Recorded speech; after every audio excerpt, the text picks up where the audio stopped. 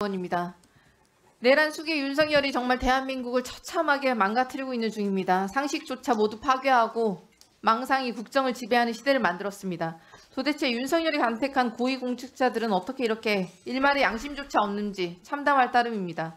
판사를 했다는 사람은 기초적인 법 지식조차 없어 보이고 내란 수계 윤석열은 지지층을 선동해서 폭력과 분열을 획책하고 있습니다. 김태규 직대가 최상목 권한대행의 헌법재판관 임명에 강력하게 반발하면서 사직서를 냈다고 합니다. 윤석열 본인이 왕인 줄 안다고 김태규 직대는 본인이 무슨 사또 정도는 되는 줄 아시는 것 같아요. 윤석열 정부 출범 이후에 문재인 정부 때 임명되었던 한상혁 방통위원장 끌어내리겠다고 온갖 술수를 다 부렸습니다. 정말 치졸하게도 전현희 당시 권익위원장과 함께 국무위원도 아니라면서 전례를 모두 깨고 국무회의에 배석조차 시키지 않았었습니다. 근데 국무위원도 아니고 하물며 방통위원단도 아닌 김태규 직대가 무슨 권력으로 국회가 적법하게 의결한 헌법재판관 임명을 국무회의에서 가로막습니까? 내란 수계 윤석열과 극우 지지층들에게 잘 보이고자 이제 눈에 뵈는 게 없습니까? 국민에게 총구를 겨누고 실탄을 쏘라고 지시한 계엄령에 대해서는 사법적 판단 때문에 아무런 답변도 안 하겠다 하더니 내란 수계 윤석열을 수호하기 위해서는 온갖 난동을 피우겠다는 겁니까? 내란 특검법, 김건희 특검법은 거부권을 행사할 수 있고 헌법재판관 임명은 불가능하다는 게 무슨 어불성설입니까? 헌법학자들은 권한대행의 국회 선출 재판관 임명은 헌법상 권한이자 의무라고 밝히고 있습니다. 너무 당연한 일입니다. 임명은 재량 행위가 아니라 기속 행위이기 때문입니다. 재량의 여지를 주지 않고 법규의 내용을 그대로 그냥 집행만 하면 되는 행위란 뜻입니다. 이를 막는 저희가 너무나 분명하지 않습니까? 여야 합의가 우선이다? 윤석열을 지키기 위해서 멍청이가 되기로 작정한 거 아닙니까?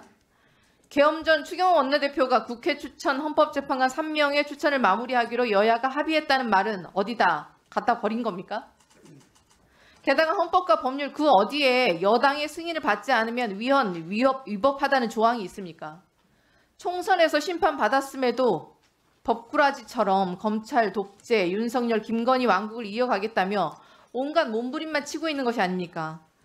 그냥 날치기도 아니라 국회 본회의에서 토론도 막고 대리투표에 재투표까지 동원해서 고작 152명의 찬성표를 얻었었던 2009년 미디어법 폭거 사태에서조차도 헌재에서는 헌법에서는 위배되지 않는다, 법률이 유효하다라고 결정한 바 있습니다. 김건희 특검법의 찬성 몇 명이었습니까? 찬성 195인, 내란 특검법의 찬성은 192인이었습니다. 국민의힘을 뺀 6개 원내정당 모두가 찬성표를 던졌다는 뜻입니다. 이런데도 여야 합의를 운운한다는 것은 국민의힘의 승인 없이는 아무것도 하지 말아라. 이 나라는 윤석열의 나라다. 이렇게 외치는 것과 다르지 않습니다. 조성은 사무처장. 예, 김태규 직대가 국무위원입니까?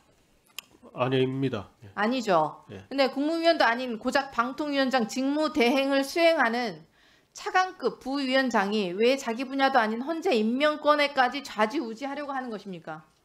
내란 수계 윤석열을 지키겠다. 방통위가 어찌되든 나는 상관없다. 아니면 방통위를 내란에 부역하는 기관으로 만들겠다는 속내를 드러낸 거 아닙니까?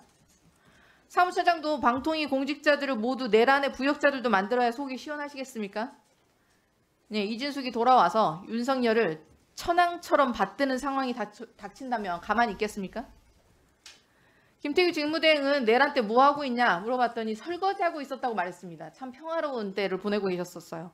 계엄은 위헌 불법이다라는 말조차 꺼내지 않은 그 반헌법적 철학을 가지고 있었던 방통위 그 부위원장, 그 어떤 현안에 대해서도 방통위 현안에 대해서는 제대로 된 답변을 단 하나도 제대로 못했던 그 방통위 부위원장, 민주주의와 법치를 모두 망가뜨린 내란의 부역자들은 반드시 역사의 심판을 받을 것입니다.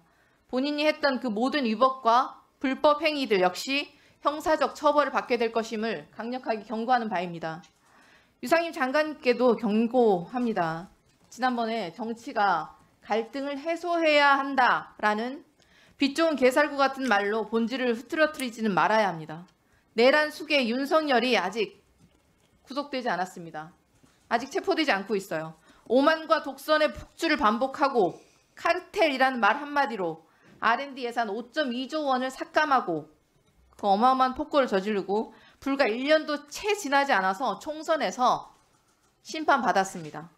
국민의 엄중한 심판을 받았음에도 불구하고 근데 이를 인정하지 않는 부정선거라는 망상에 빠져서 국민에게 총뿌리를 겨눴습니다.